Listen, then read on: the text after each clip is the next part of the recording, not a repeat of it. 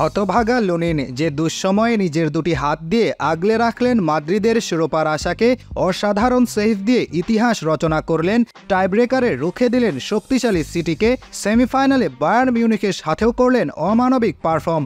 সেই লুনিনের জায়গা হচ্ছে না ফাইনালের শুরুর একাদশে। স্বপ্ন পূরণের এত কাছে এসেও স্বপ্নভঙ্গের যে কষ্টটা তিনি পেলেন তা কেবল লুনিনই হয়তো টের পাচ্ছেন। মাঝে মধ্যে সময় খুব নির্দয় আচরণ করে, লুনিনের ক্ষেত্রেও যেন তাই হলো। তবে কষ্ট লাগছে তার বউয়ের জন্য। লুনিনের এই সাফল্যে সবচেয়ে বেশি খুশি ছিল তার স্ত্রী। লুনিনকে ফাইনালে দেখতে পাওয়াটা ছিল তার আর তার সন্তানদের জীবনের অন্যতম বড় পাওয়া। তাই তো তার স্ত্রী আনাস্তাসিয়া বলেন, এটি তোমার প্রাপ্য ফাইনাল। আমি মনে করি তোমার স্বপ্ন সত্যি হবে এবং তুমি ফাইনাল খেলবে। তোমার দলের জন্য, মাদ্রিদিস্তা এবং আমাদের ছেলের জন্য এই ট্রফি জিতবে। আসলেই লুনিন অনেক ভাগ্যবান, কারণ সে এমন একজন সাপোর্টিভ স্ত্রী পেয়েছে যে তার কাজে কোনো উচ্চবাচ্য ছাড়া, কোনো বাধা বিপত্তি ছাড়া তাকে সাহায্য করেছে এবং তার পাশে থেকেছে। কিন্তু লুনিনের স্ত্রীর এই স্বপ্নে এখন বাধা আসতে শুরু করেছে। রিয়াল মাদ্রিদের বিভিন্ন সোর্স থেকে শোনা যাচ্ছে চ্যাম্পিয়ন্স লিগ ফাইনালে ডর্টমুন্ডের বিপক্ষে গোলরক্ষক হিসেবে লুনিনের পরিবর্তে দেখা যেতে পারে থিবো কুর্তোয়াকে। অবশ্য কুর্তোয়াকে ফেলে দেওয়ার কোনো সুযোগ নেই, সে সব সময়ের পরীক্ষিত সৈনিক। আর আনচেলত্তি সবসময় বাস্তবতাকে প্রাধান্য দেন, কারণ তিনি জানেন আবেগ দিয়ে ম্যাচ জেতা যায় না।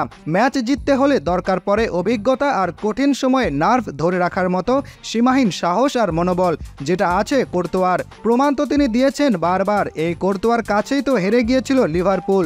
ক্লপ তো এখনও বলেন কোর্তোয়ার নাকি দুইটা হাত নয়, তার হাত 10টা। বিশ্বের যে কোনো কোচই কোর্তোয়াকে তাদের দলে চাইবেন। আর ইনজুরি থেকে ফিরে কোর্তোয়া যে পারফর্ম করছে সেটাও অসাধারণ। চ্যাম্পিয়ন্স লিগ ফাইনালে কাকে খেলাবেন আনচেলত্তি, এটা ছিল একটা প্রশ্ন। তবে এখন এই প্রশ্নের সমাধান প্রায় হয়ে গেছে। কোর্তোয়া কেপার ইনজুরির পর দলে জায়গা পেয়ে সারা সিজন যে লুনিন রিয়াল মাদ্রিদকে অসাধারণ সাপোর্ট দিয়ে ফাইনালে নিয়ে আসলো, এই লুনিনকে বঞ্চিত করে সব সময়ের পরীক্ষিত সৈনিক থিবো কোর্তোয়াকে দলে নেওয়ার কারণও আছে। টানা 3 ম্যাচ 3টি ক্লিন শিট, বিপক্ষ দলের 10টা অন টার্গেট শটের সবগুলো আটকে দিয়েছে থিবো। তার এই পারফরম্যান্সই তাকে দলে জায়গা দিয়েছে। থিবো কোর্তোয়াকে ছাড়াই বেলজিয়ামের 2024 ইউরোর স্কোয়াড ঘোষণা করা হলো। কেডিবি, ডকো, লুকাকো, উইটসেল, ট্রোসার্ডরা থাকলেও এবার ইউরো খেলাতে মাঠে নামবেন না রিয়াল মাদ্রিদের এই তারকা। ইউরোতে জায়গা না হলেও আনচেলত্তির মনে ঠিকই জায়গা করে নিয়েছেন তিনি। ইউরোতে কোর্তোয়ার না খেলাটা মাদ্রিদ ভক্তদের জন্য ভালো সময়ের মধ্যে আরও একটা ভালো নিউজ। কোর্তোয়ার ইউরোতে না খেলাটা মাদ্রিদের জন্য শাপে বর। হয়তো একটু মন খারাপ হবে ঠিকই, কিন্তু ওভারঅল মাদ্রিদের জন্য খুবই ভালো নিউজ। সদ্যই ইনজুরি থেকে ফিরল কোর্তোয়া। জাম্প করলেও এখন ভয় লাগে এই বুঝি আবার ইনজুর্ড হলো।